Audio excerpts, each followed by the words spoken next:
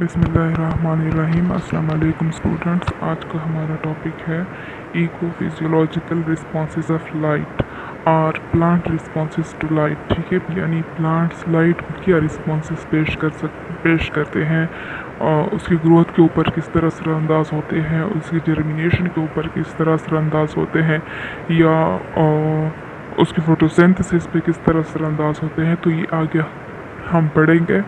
तो सबसे पहले हम पढ़ते हैं फोटोसिंथेसिस के, यानी लाइट का फोटोसिंथेसिस के ऊपर क्या इफ़ेक्ट है। तो आप सबको पता है कि लाइट ना हो तो फोटोसिंथेसिस नहीं हो सकता। फोटोसिंथेसिस क्या है, आप सबको डिफिनीशन आती होगी यकीनन। फोटोसिंथेसिस की डिफिनीशन ये है कि सिंथेसिस ऑफ शुगर और synthesis of food molecule in the presence of sunlight. ठीक है, यानी प्लांट के लीव्स में या उनके जो ग्रीन पार्ट्स में क्लोरोफिल पाया जाता है, वो लाइट को एब्जॉर्ब करते हैं, फिर वो हवा से कार्बन डाइऑक्साइड लेते हैं और अपने जड़ों के थ्रू, अपने रूट्स के थ्रू वो वाटर लेते हैं।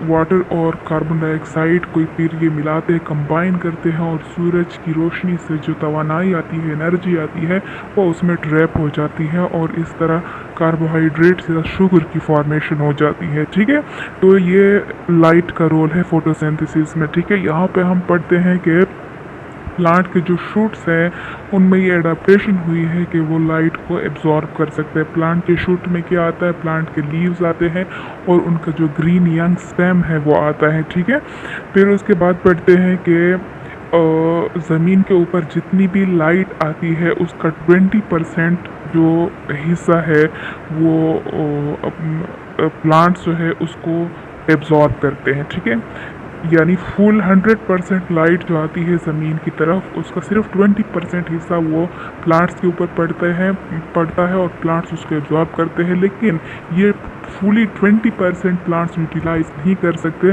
बल्कि इस 20% का सिर्फ 4% हिस्सा प्लांट्स फोटोसिंथेसिस में इस्तेमाल करते हैं, यानी शुगर में स्टोर करते हैं। ठीक है, तो लीव्स जो है, जो अगर शेड में पाए जाए, यानी अगर उसके ऊपर सही लाइट ना पड़े, तो वो कम से कम शुगर प्रोड्यूस करते हैं। ठीक है, अच्छा, यानी इसका मतलब है कि लाइट जो है वो ज़रूरी है फोटोसिंथेसिस को कैरी करने के लिए।